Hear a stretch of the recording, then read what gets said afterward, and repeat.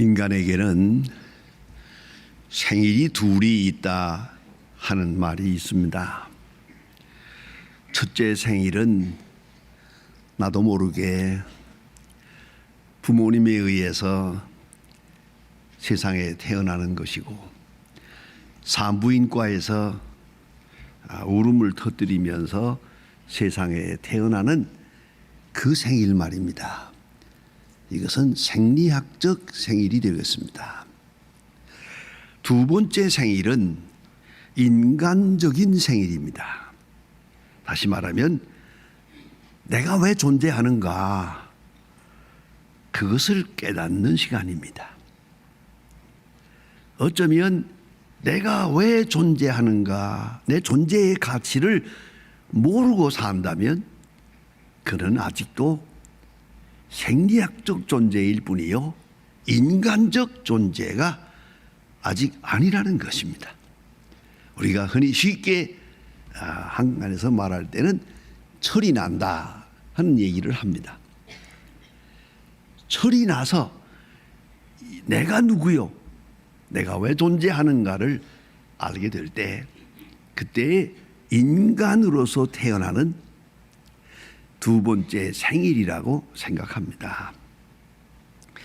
듀크 대학의 존 위스트호프라고 하는 분은 Bring Up the Children in the Christian Faith라고 하는 그의 아주 명저에서 신앙의 세계를 이렇게 체계적으로 말합니다. 맨 처음 신앙은 귀속적 신앙이라고 했습니다. Affiliative faith라고요.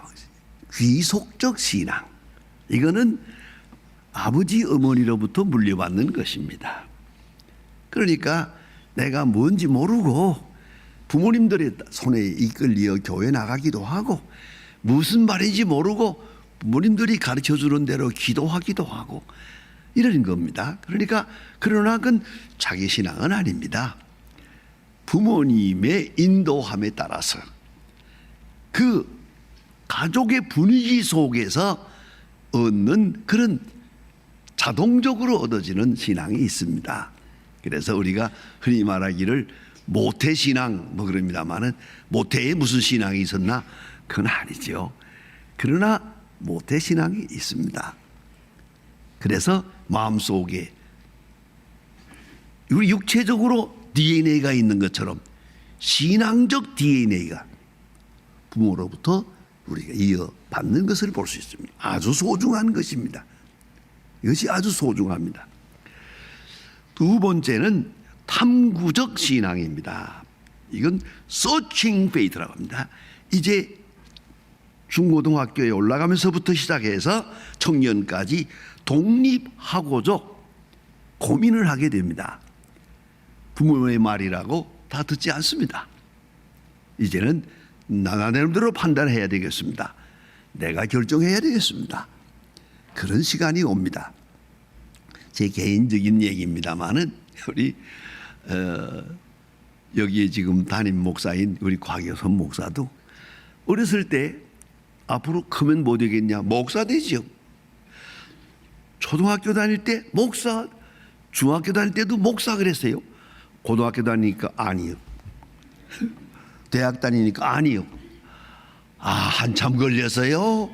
한참 걸려가지고야 목사요. 이건 뭡니까?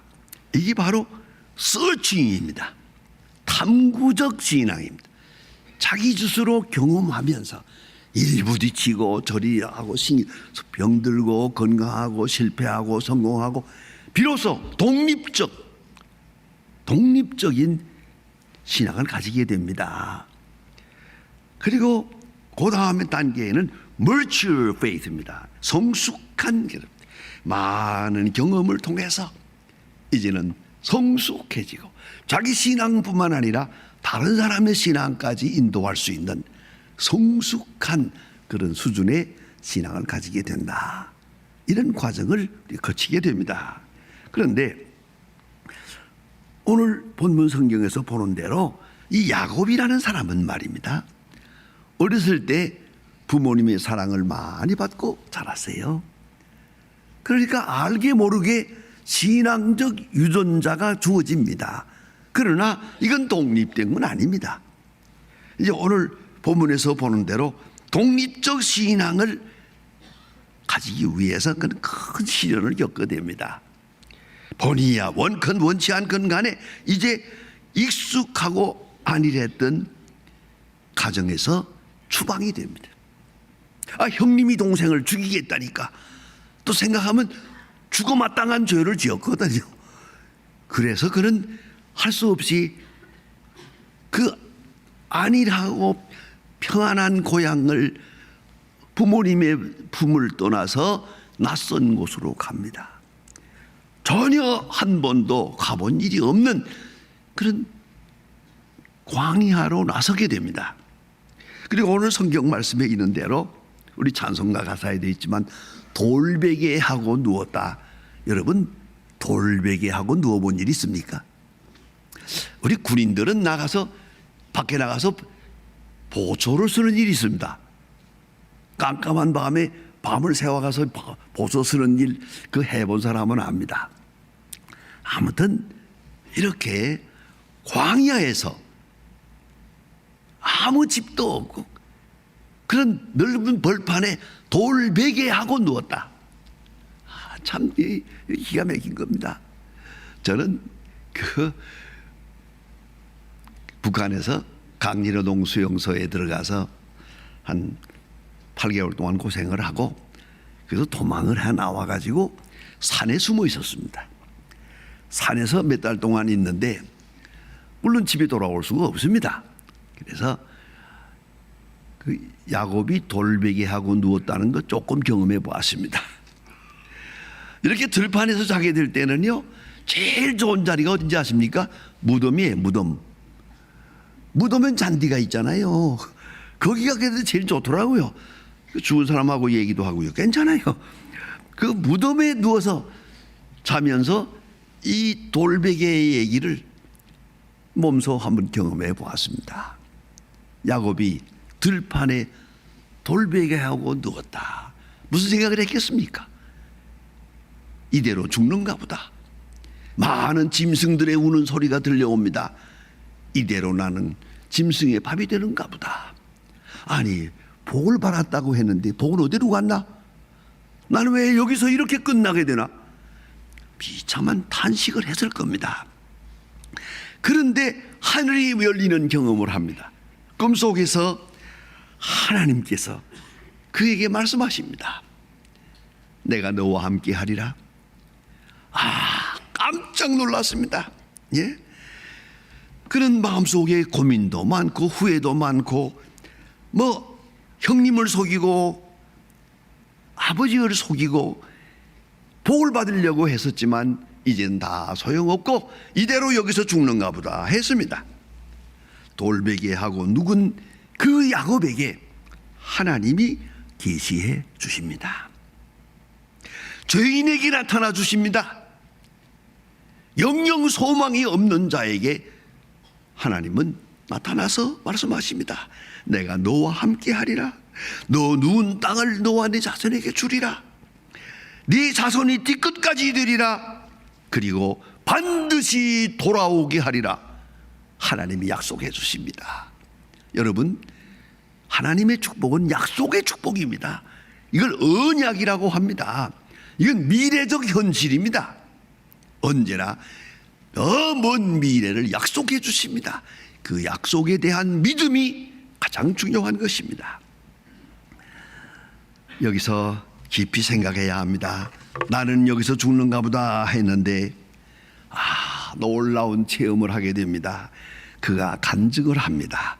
과연 여기 계시거늘 이걸 내가 몰랐구나. 여기가 하나님의 집이다. 베스엘, 베스란 말이 집이란 말입니다. 여러분 베들레헴 하지 않습니까? 베들레헴, 레헴은 떡이고 베들은 집이요. 그러니까 베들레헴 떡집이요.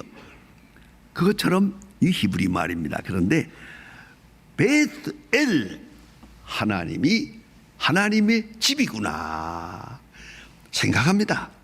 그리고 죄인의 모습, 가책과 불안에 떠는 사람에게 하나님의 영광이 함께하고 하나님이 나와 함께한다는 게 닿습니다. 이 현재적 축복을 누리게 됩니다. 하나님이 내가 너와 함께하리라 하는 말씀을 듣는 순간 나는 소중해집니다. 현재는 축복입니다. 이 광야의 돌베개 하고 누운 바로 이 자리가 축복입니다. 그뿐 아니라 야곱에게서는 지난날의 어두운 모든 과거가 다 씻어지는 시간입니다. Justification, 다 사함받는 시간입니다. 이제 과거에 매일 것 없습니다. 이제 지난날의 죄와 불안에 떨 필요가 없습니다. 하나님이 함께한다 하는 말을 듣는 순간 모든 불안과 고통으로부터 싹 벗어나고 맑은 심령이 됩니다. 깨끗한 심령이 됩니다. 여기서 그는 지난날의 모든 불안과 가책과 후회로부터 벗어납니다. 여러분 잘 기억해 둡시다. 저희 아버지가 제게 가르쳐준 교훈 중에 하나입니다. 오늘을 얻는 자에게는 잃어버린 과거는 없다. 똑같은 말을 전 제 아들에게 수없이 했습니다. 오늘을 얻는 자에게는 잃어버린 과거는 없다. 지난날에 좀 실수를 했더라도 이리저리 방황했더라도 오늘을 바로 세우는 순간 지난 일은 다 덕이 됩니다. 잃어버린 과거가 아닙니다. 그건 소중한 경험입니다. 소중한 경험적 가치가 있는 겁니다. 이걸 알아야 합니다. 오늘을 얻는 자는 창조적 가치에 살고 또한 지식의 가치, 그보다 더 중요한 경험적 가치를 가지고 다시 출발하는 것입니다. 단 태도적 가치가 중요합니다. 그래서 오늘 야곱은 말입니다. 지난날에 잘못한 데 대한 가책과 후회가 많았으나 오늘 주님의 음성을 듣는 순간 과거를 싹 지워버립니다. 그리고 하나님 앞에서 새롭게 출발합니다. 여러분 이것이 신앙입니다. 이제는 후회가 없습니다. 이제는 낙담도 없습니다. 잘못했느니 잘했느니 누가 잘했느니 못했느니 그럴 것도 없습니다. 잃어버린 과거는 없기 때문입니다. 그리고 새로운 세계로 출발합니다. 그때 말입니다. 이렇게 은총적 계기에 이르를 때 은총에 대한 응답이 있어야 됩니다. 이게 중요합니다. 사랑을 받았으면 사랑의 응답이 있어야 됩니다. 은혜를 입었으면 은혜의 응답이 있어야 됩니다. 특별히 용서받은 사람은 용서라고 하는 은총에 대한 응답이 있어야 됩니다. 그래서 오늘 본문에 보면 야곱이 하나님 앞에 서원을 합니다. 아주 중요한 말씀입니다. 하나님, 내게 나타나 주신 것을 감사합니다. 여기에 계신 것을 알았습니다. 나와 함께 하시는 걸 알았습니다. 내 길이 잘못된 길이 아니라는 걸 알았습니다. 감사합니다 하는 순간 이를 응답합니다. 이제부터 하나님은 나의 하나님이 되겠습니다. 나는 하나님만 섬기겠습니다. 어디로 가나 우상을 섬기지 않고 어느 땅에 가나 하나님만 내 하나님으로 섬기는 하나님의 사람이 되겠습니다 말합니다. 그 다음에 말합니다. 이곳이 기름을 붓고 성전이 될 것입니다. 여기가 성전이 될 것입니다. 예배하는 곳이 될 것입니다. 예배가 있는 생을 살겠습니다. 예배란 하나님을 섬긴다는 뜻입니다. 이 땅에서 이곳에서 저 멀리 갔다가 돌아오게 되면 여기서 하나님을 섬기겠습니다. 이 자리가 성전이 될 것입니다. 예배의 처소가 될 것입니다. 이렇게 하나님 앞에 약속을 합니다. 세 번째 약속입니다. 10의 1조를 하나님께 바치겠습니다. 참 이건 특별한 말씀입니다. 그 전에 11조란 말이 나온 일이 없어요. 여기서 11조를 바치겠습니다. 그 뭡니까? 11조란 내가 가진 물질이 하나님의 것이라고 하는 신앙 고백입니다. 내가 먹고 사는 것, 이 물질 세계가 내 것이 아닙니다. 하나님이 주신 겁니다. 그래서 10의 1조를 바치는 것은 내 물질 세계가 하나님의 임재하심에 있다는 것을 증거해 주는 겁니다. 여러분, 이런 재미있는 얘기가 있습니다. 11조에 대해서. 11조를 하나님께 바치는 것은 11조를 바침으로 해서 남은 열의 9을 내가 받는 시간이다. 내가 바치는 시간이 아니라 9을 받는 시간이다. 수혜의 시간이다. 그런 거로 만일에 11조를 바치지 않는다 합시다. 그럼 어찌 되느냐? 성경은 분명히 말합니다. 말라기서에서 하나님의 것을 도둑질했다. 그러면 11조 바치지 않고 몽땅 내가 가지려고 하면은 어찌 되느냐? 이것은 하나님의 것을 도둑질했을 뿐만 아니라 그 물건이 내 것 되지 않습니다. 잊지 말아야 합니다. 11조를 바치지 않고 모으는 재산 결코 내 재산이 되지 않습니다. 이것을 신앙인들은 간증을 합니다. 11조를 바치고야 요거 내 거가 됩니다. 그런 사람들이 있어요. 많은 사람들 가운데 간증들 보면 그런 거 합니다. 헌금해야 될 줄 알면서 안 하고 11조 해야 되가 안 하고 하다가 홀랑 날렸대요. 날리고 나서 나한테 와서 울면서 간증하는 사람이 있어요. 그렇게 헌금도 해야 하고 11조 해야 될 줄 알면서 요렇게 밀어오다가 홀랑 날렸습니다. 이럴 줄 알았으면 헌금이라도 할 걸. 그런 사람도 있어요. 그래서 제가 그랬습니다. 그런 헌금 하나님 기뻐하지도 않는다고. 이걸 하셔야 됩니다. 여러분의 물질 생활을 다시 한번 반성해 보세요. 11조 바치고 산 것만 내 겁니다. 안 바치고 한 것은 언젠가는 다 날려버립니다. 그렇다면 그런 줄 아세요. 이거 확실하게 믿어야 합니다. 적어도 신앙인의 사람은 여기에 대한 간증이 있습니다. 11조를 바칠 때 편안합니다. 이 물질 세계가 이렇게 자유로울 수가 없습니다. 물질의 노예가 되지 않으니까요. 이걸 잊지 말아야 합니다. 어떤 분은 과감하게 이런 말까지 합니다. 사업이 좀 어려워지는 걸 알면서도 합니다. 내가 11조 바치면서 한 일이니까 잘 될 겁니다. 절대 잘못되지 않을 겁니다. 그런 확신을 가집니다.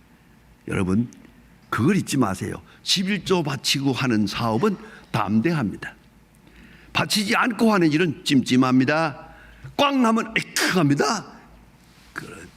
그런 비굴한 일 하지 마세요. 깨끗하게 나의 11조를 탁탁 바치고 한번 살아보세요. 여러분이 물질 생활로부터 사업으로부터 완전히 자유할 수 있습니다. 왜 이렇게 사업의 노예가 되느냐? 11조를 바치지 않았기 때문이에요. 여러분, 신년벽두에 꼭 결심하십니다.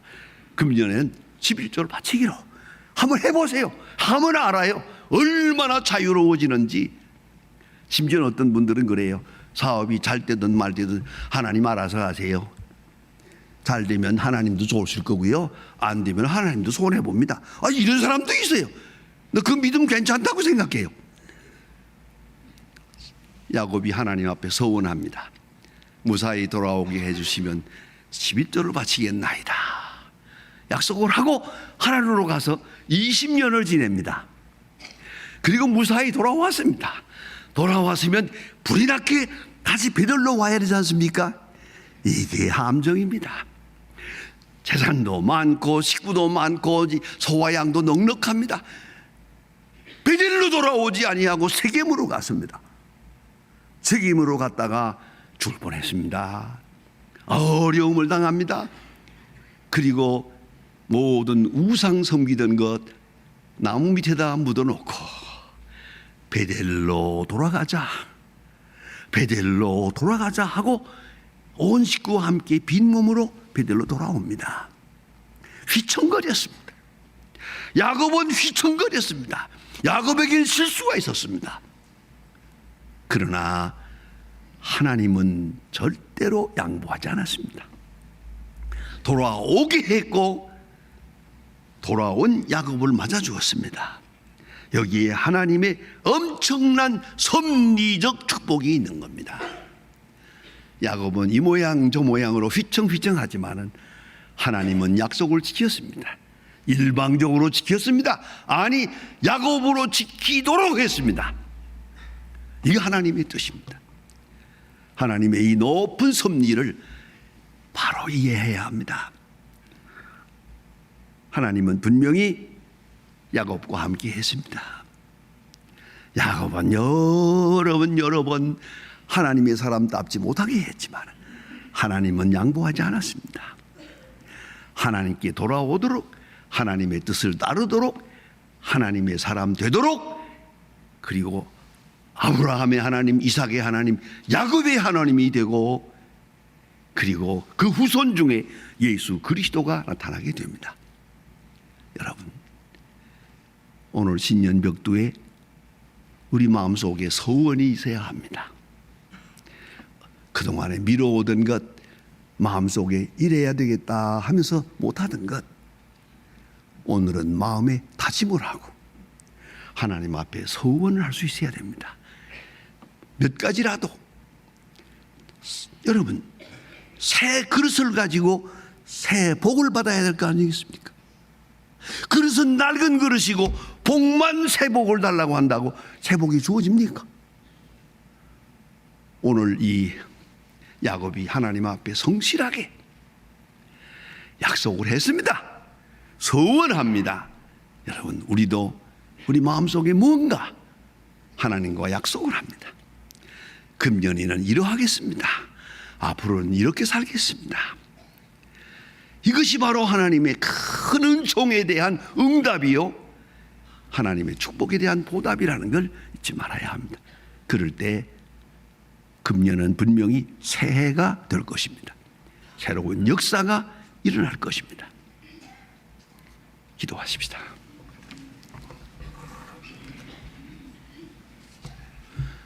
하나님 아버지, 저희들에게 새해, 새 시간, 새 첫 주일을 허락하신 하나님께 감사합니다. 지난날에 잘못한 것, 어두운 그림자가 있습니다. 말끔히 제하시고 야곱이 베델에서 새로운 각오로 새롭게 소원하며 새 세계를 열었던 것처럼 우리 또한 오늘을 계기로 해서 새로운 출발이 있게 해 주시옵소서. 작으나 크나 하나님 앞에 조용하게 약속하고 서원하는 그런 첫 주일이 되게 해 주시옵소서. 어제와 오늘이 다르고 새로운 생으로 새날이 되고 새해가 되는 축복이 우리에게 있게 하여 주시옵소서. 예수님의 이름으로 기도하옵나이다. 아멘.